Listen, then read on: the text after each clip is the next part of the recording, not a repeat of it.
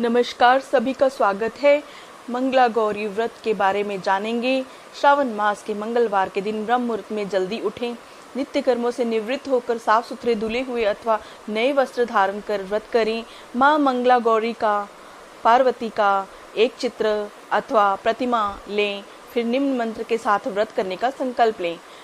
मम पुत्रा पौत्रा सौभाग्य वृद्धे श्री मंगला गौरी प्रीत्यर्थम पंचवर्ष पर्यंतम मंगला गौरी व्रतम अहम करिष्ये। अर्थात मैं अपने पति पुत्र पौत्रों उनके सौभाग्य वृद्धि एवं मंगला गौरी की कृपा प्राप्ति के लिए उस व्रत को करने का संकल्प लेती हूँ। तत्पश्चात मंगला गौरी के चित्र या प्रतिमा की एक चौकी पर सफेद फिर लाल वस्त्र बिछाकर स्थापित किया जाता है। प्रतिमा के सामने एक घी का दीपक आटे से बना हुआ जलाएं।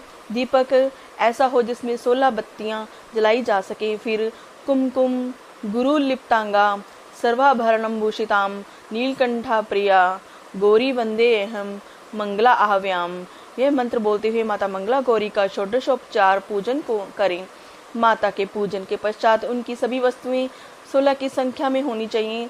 16 मालाएं, लौंग, सुपारी, इलायची, फल, पान, लड्डू, सुहाग की सामग्री, 16 चूड़ियां तथा मिठाई अर्पण करें।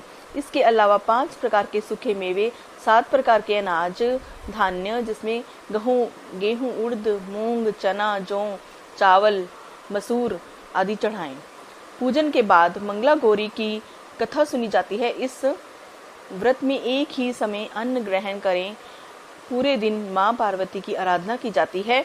शिवा प्रिया पार्वती को प्रसन्न करने वाला यह सरल व्रत करने वालों को अखंड सुहाग तथा पुत्र प्राप्ति का सुख मिलता है। मंगला गौरी व्रत कथा। पौराणिक कथा के अनुसार एक समय की बात है, एक शहर में धर्मपाल नाम का एक व्यापारी रहता था। उसकी पत्नी काफी खूबसूरत थी और उसके पास काफी संपत्ति थी, लेकिन उनके कोई संतान नहीं होने के कारण वे काफी दुखी रहा करते थे। ईश्वर की कृपा से उनको एक पुत्र की प्राप्ति हुई, लेकिन वह अल्पायु था। उसे ये श्राप था कि वह 16 वर्ष की उम्र में सांप के डसने से उसकी मृत्यु हो जाएगी। संयोग से उसकी शादी 16 वर्ष से पहले ही एक युवती से हुई जिसकी माता मंगला गौरी व्रत किया करती थी। परिणाम स्वरूप उसने अपनी पुत्री के लिए एक ऐसे सुखी जीवन का आशीर्वाद प्राप्त किया था। इसके कारण वह कभी विधवा नहीं हो सकती थी। अतः अपनी माता के इस व्रत के प्रताप से धर्मपाल की बहू की अखंड सौभाग्य की प्राप्ति हुई। इस वजह से धर्मपाल के पुत्र ने 100 साल की लंबी आयु प्राप्त की। तभी से ही मंगला गौरी व्रत की शुरुआत मानी गई है। इस कारण से सभी नवविवाहित महिलाएं इस पूजा को करती हैं तथा गौरी व्रत का पालन करती हैं और अपने लिए एक लंबी, सुखी तथा स्थायी वैवाहिक जीवन की कामना करती हैं।